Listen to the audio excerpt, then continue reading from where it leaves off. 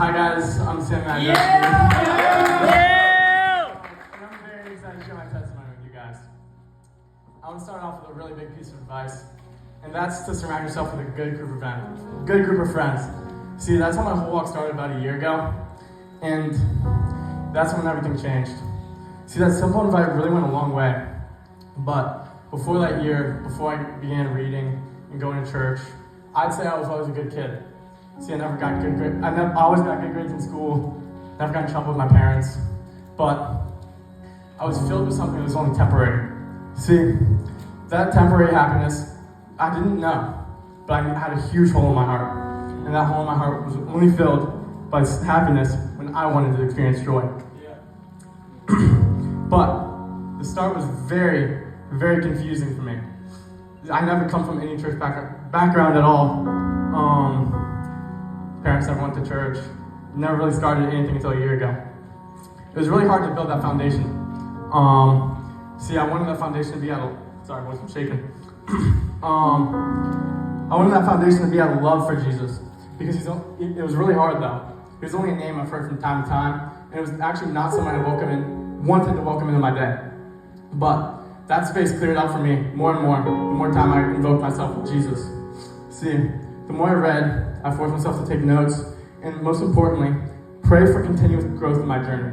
He never disappointed in that way. I noticed that whenever I take God seriously, like applying what I read into my life, listening to Him and not me, that's when I'd experience joy. And that joy, it was great and all, but for some reason I wanted more. I wanted real evidence that God was real.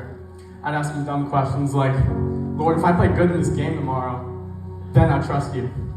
And that perspective was wrong and changed when I read Hebrews 11:1.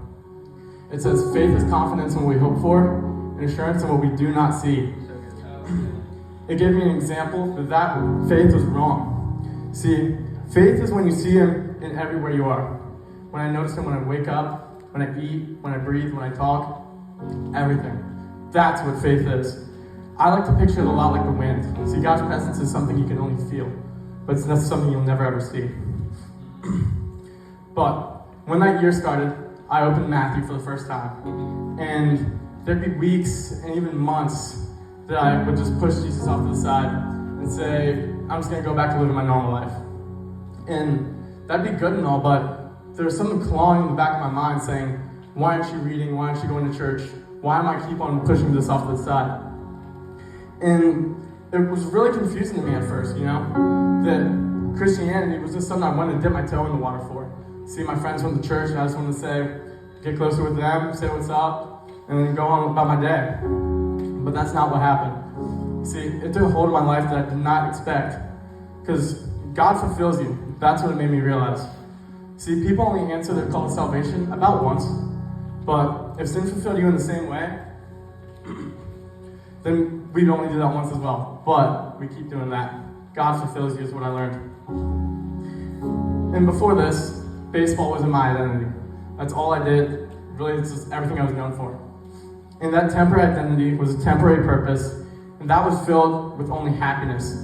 See what I said earlier, joy is eternal. And that happiness what I had was only temporary, and it needed to be filled by something better. In my life of sin, there are many things that I was doing wrong. I was being held captive by the world, full of happiness and not joy. I was trapped in many things. I was trapped in lust, pride, frustration, swearing, everything really. And there are multiple occasions that really brought that to light. The biggest one for me was one night. It was pretty late. That's when double text. Just saying. I fell into a sin that not many Christians would be happy about at all. And conviction hit pretty hard that next morning. Went to church and basically skipped the whole service because I was crying and throwing up in the bathroom. And the reason for this, I was so upset that I continuously disappoint God. How can He forgive me every single time after I punch Him in the face? I'll punch Him in the face and He'll say, I forgive you. And I say I want to change, but I'll just do it again. See, that made no sense to me, and that's why I was sad. Upsetting God was something I didn't want to do at all. See, my imperfectness being covered up was such a simple thing like my heart. I had no clue how to wrap my head around that. the time. So how did I change? The armor of God is something you put on daily. And as a sinner, I definitely fall short of putting that on pretty often. But I bring it all to God. Bringing your sins to God became my thing. And it was pretty comforting to me, but the thing I was still missing was my heart. Pride was a big blockade to that. I did things to seek validation from y'all, but not actually to uplift Jesus' name. I think Matthew 23:28 says this really well. It says, "In the same way, on the outside you seem righteous to people, but on the inside you are full of hypocrisy and wickedness." That was me. If my works were a representation of my heart, and I did those to show how good of a person I am, those meant nothing if I had nothing here. Passion Camp was the other significant event for me. It's pretty great. It was significant for me because it really made me take a look at the effort that I was putting into my life compared to the effort Jesus was putting in for me. See, that's where I answered my call to salvation. It made me realize that in my life, I was only putting in about 50%. And if he put down his whole life, 100% of that, I should be doing the same. And that's when I experienced him the most.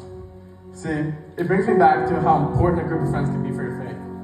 Not only was I very lucky to experience God in Daytona, but I was very lucky to experience them back in Bluffton with a group called the 99. Yeah.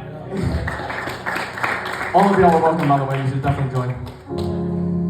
They've kept me steadfast in my walk with Jesus through Bible studies, praying for each other, and brotherhood that I would love to say is formed by Jesus.